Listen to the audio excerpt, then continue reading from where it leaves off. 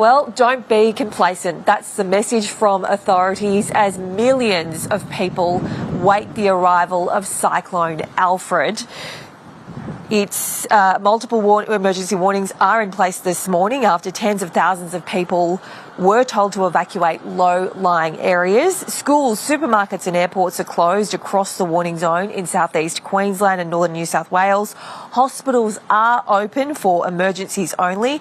Thousands of properties are now without power. And although the Category 2 system remains a couple of hundred kilometres offshore, wind gusts in excess of 100 kilometres an hour have been recorded on the Gold Coast, and some areas of northern New South Wales have been hit with 24-hour rainfall totals in excess of 200 millimetres.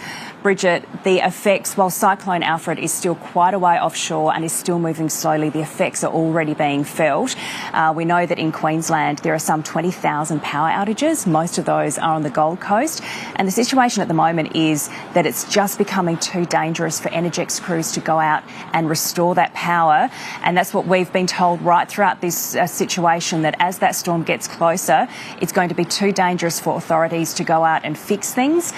Therefore, people just really need to take shelter and just wait it out. And northern New South Wales feeling the effects of this already, with strong winds and heavy rainfall already as a result of this system. Last night, evacuation orders issued for several areas around Lismore. Of course, this is the area that was so heavily hit in those 2022 floods. You've got very traumatised communities feeling the brunt of this system already. Authorities are doing all that they can, given they've had a little bit of extra time as this cyclone moves slowly towards the coast. And the Bureau of Meteorology, James, says this is an erratic system. Of course, it will still be unpredictable, still expected to be a Category 2 or a Category 1 system as it crosses the coast, expected tomorrow morning. All right, guys, thank you. And you are watching a special edition of News Breakfast this morning. We'll be with you over the next 5 hours, of course, tracking Tropical Cyclone Alfred as it heads towards the coast. Well, for more on that, let's go straight over to Nate. What's the latest forecast track map telling us? It's essentially the same track, just slowed down even more than what we were talking about yesterday, James. The system still sitting off the coast, still absolutely causing havoc as the western edge of it moves over the coastline now. We've got some damaging winds occurring for the coastal fringe. Huge falls have been seen already in the last 24 hours, and it's going to be another 24 hours before it even makes landfall. Now looking at early hours of Saturday morning, certainly, because the system slowed again overnight. And the warnings are widespread. We've got some heavy rainfall, intense falls as the core approaches the coast. Around that, we'll see potentially life-threatening flash flooding.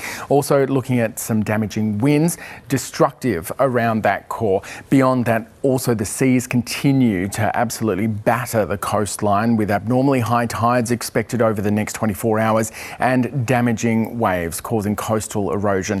That's all happening from just north of Gympie to just south of Nambucca Heads along the coastline there, where we've had warnings for days now. Things are really intensifying. We've now also got moderate flooding happening inland from the Coffs Harbour. Now, the seas will start to ease as we get into the next 24 hours once that approaches the coast, because the winds will no longer be blowing over the ocean. So we've still got hazardous surf for now beyond those warning areas, but we're in the last stages of that as it makes its final approach. The system is certainly starting to look a lot more like a cyclone than it has in the last few days. You can see the cloud bands now moving over the coastline there.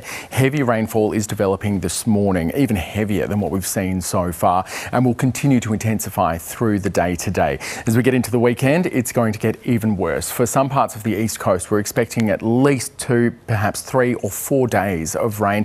That means the totals are going to really climb. Flooding remains the major concern with this system, but over the next 24 hours is what happens with the winds as well. But then beyond that, expect hundreds of millimetres in the gauges. James, we are going to be talking about this for some time to come.